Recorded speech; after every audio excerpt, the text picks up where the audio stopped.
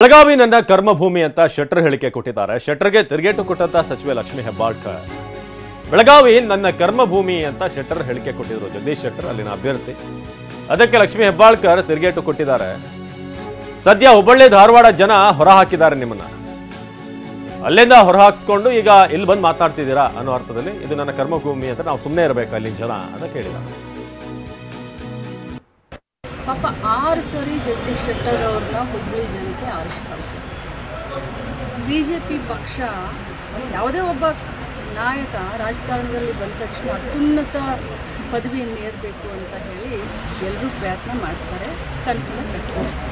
6 ಬಾರಿ MLA ಆದಂಥ ಒಂದು BJP ಪಕ್ಷದಿಂದ ವಿರೋಧ ಪಕ್ಷದ ನಾಯಕರಾದರು, ಮಂತ್ರಿಗಳಾದರು, ಮುಖ್ಯಮಂತ್ರಿಗಳಾದರು, BJPಯ ರಾಜ್ಯಾಧ್ಯಕ್ಷ ಆದರು, ಇಷ್ಟೆಲ್ಲ ಸೀಟನ್ನು ಅನುಭವಿಸಿ ಈಗ 6 ಸರಿ ಗೆದ್ದು ಕಳಿಸಿದಂಥ ಜನರನ್ನ ಇದನ್ನು ಮಾಡಿ ಅವರೇ ಅವ್ರನ್ನ ಹೊರಗಡೆ ಹಾಕಿದ್ದಾರೆ. ಹುಬ್ಬಳ್ಳಿ ಧಾರವಾಡದವರೇ ಅವ್ರನ್ನ ಹೊರಗಡೆ ಹಾಕಿದ್ದಾರಲ್ಲ. ಹೊರಗಡೆ ಹಾಕಿದವರು ಇಲ್ಲಿ ಬಂದು ಇದು ನನ್ನ ಕರ್ಮಭೂಮಿ ಅಂತಂದರೆ ಇನ್ನು ನಾವೇನು ಸುಮ್ಮನೆ ಇರಬೇಕು?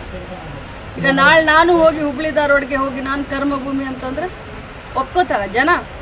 ಏನು ನಾವೇನು ಹುಚ್ಚರಿದ್ದೀವ ಇಲ್ಲಿ? ಏನು ನಿಮ್ಮ ಬೆಳಗಾವಿ ಜಿಲ್ಲೆ ಜನರೇ ನನ್ನ ಬಕ್ರ ಮಾಡೋಕ್ಕೆ ಬಂದಿದ್ದಾರೆ? ಇದು ಗೋಬ್ಯಾಕ್ ಶೆಟ್ಟರ್ ಅನ್ನುವಂಥದ್ದು ಅವರ ಪಕ್ಷದ ಕಾರ್ಯಕರ್ತರೇ ಶುರು ಮಾಡಿದ್ದು. ಅವರ ಪಕ್ಷದ ಕಾರ್ಯಕರ್ತರ ಸ್ವಾಭಿಮಾನಕ್ಕೂ ಪೆಟ್ಟು ಬಂದಿದೆ ಮತ್ತು ಇಡೀ